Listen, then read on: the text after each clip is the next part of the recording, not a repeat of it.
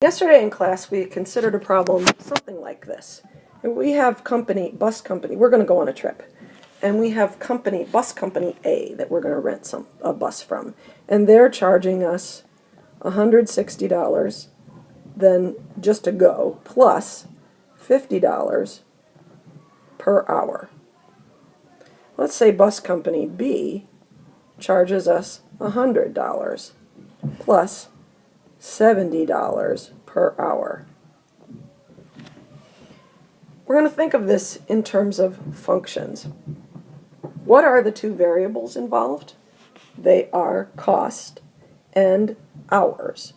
And because how much we pay depends on how many hours we need the bus for, cost is a function of the number of hours. Let's consider what the graph of bus company A would look like. If I mark off basic, like this is about 100, let's say bus company A, before we even leave, at 0 hours, bus company A is charging us $160. And then it's going up $50 every hour. So let's just say it looks something like this. This is bus company A. Bus company B, on the other hand, is only charging us $100 before we even leave at 0. But it's going up more each hour. So it's going to be a steeper line. Let's say it looks like this.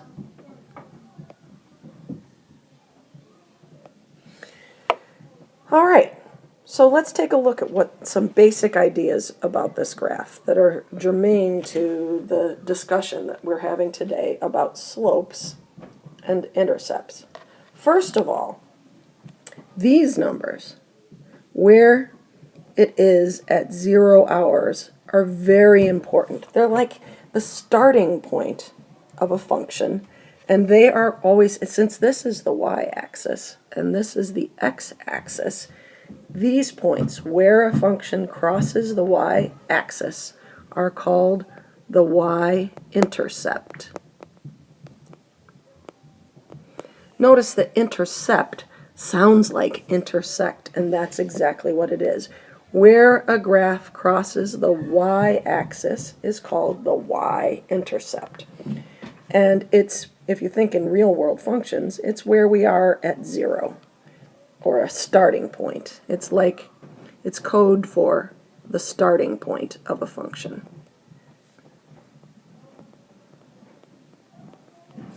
On the other hand, bus company A is only going up $50 per hour, and bus company B is going up $70 per hour. So if I looked at this per hour, with these being the hours, I would say that A is going up just a little bit per hour, like that. And bus company B is going up more per hour. Oops, it's going up $70 per hour. So it looks more like this. Okay, those aren't very good steps, but basically, this rate, the rate of change, is what determines the slope. Slope, or steepness, is the rate of change. How much it goes up per unit. This one only goes up $50 for every 1 hour. This one goes up $70 for every 1 hour. So those big ideas I introduced yesterday, especially this one, the idea of slope. So I want to look into that a little bit more. Actual graph, because, well, actually, let's think about it. If you're going up a flight of steps, and your flight of steps looks something like this, that's really steep, right? Because I'm going up a lot for only a little bit that I go over. Whereas if I look at something, actually I'm going to make something even more dramatically less steep. If I want to look at something like this, for every little bit I go up, I go over a lot. So this is the up, and this is the over. For this reason, slope is actually defined as the ratio of how much I'm going up compared to how much I go over. If I go a lot up for every little bit I go over, that makes something steep. If I go up a little bit for a lot going over, that makes it not so steep. So slope is actually defined as a ratio, and granted, it's the same as a rate of change. If I'm only going up a little for each unit, that would be like only going up $50 for each unit. And this one, I would be going up $70, so it's a lot. So if I'm going, so the slope is defined as the ratio of what we call rise over run. That means how much you're going up compared to how much you're going over.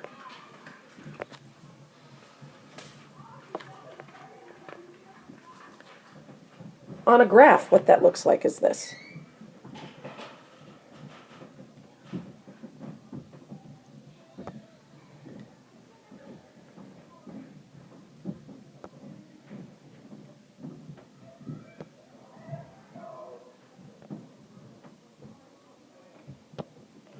Whoops, that was supposed to be on the next page. Oh well, doesn't matter. Let's say one of my points is here. Oops, got to go back to pencil. Let's say one of my points is here, and another one is here. The slope would be up 2 over 1, 2, 3, 4, 5. So if I have a line down 2 that looks like this, that's joined by these 3 points, my slope is rise is 2, run is 5, so the slope is 2 over 5. If I have a point here, and a point here, and another point here, say this is my line, I have a rise of 3 for a run of 1, a rise of 3 for a run of 1. So this slope would be 3 over 1, or plain old 3, because 3 divided by that. Okay, this slope is rise of 2, run of 5. Let's look at what this would be. Here, I go up 2, but I go to the left 3. So up 2 and to the left 3. When I move to the left, that's negative. So this is called 2 over negative 3, or negative 2/3. So in this line, anytime you have a slope that looks like this, it's a negative, because you're moving to the left. When you're moving like this, the slope is positive. Of homework you have to do. In your homework, you're going to be asked to just, you're going to be asked to plot some points and then figure out what the slope is. So let's say your points, the points are, I don't know, 3, 1. So here's my point 3, 1. 0, 0. And negative 3, negative 1. That's what that line looks like. So you're going to draw a line through the 2 given points. Actually, these are just, this is an extra point, but we are going to draw this line. And then we're going to give the slope. These that are right on these little bullseyes here are called lattice points. So that's what you want to count. You want to count from up 1 over 3, up 1 over 3. So the slope of this is 1 over 3. That is rise over run. The other thing you're going to be at some real world situations. Well, some of them. Oh, there's one other thing about this. Just like there's an y-intercept, there's also an x-intercept. So if I want to look at a line that that looks like. Let's say that this is my line. It's here, here. Well, actually, let's do a negative one so we get used to that. Let's say here, here is this, here is this. This is another line we're talking about, okay? So in this, and using a ruler on this, using a ruler on this application just doesn't work. So I will try to use a straight edge to guide me a little bit better than that.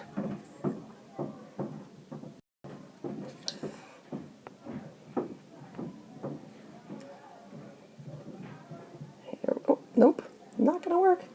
One more try.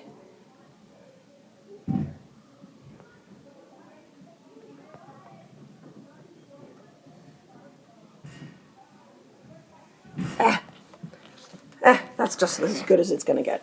Okay, so looking at this, we can see that the y-intercept, or where it crosses the y-axis, is this point. The coordinates of this point are 0, 2, because I'm not going across at all, I'm just going up 2.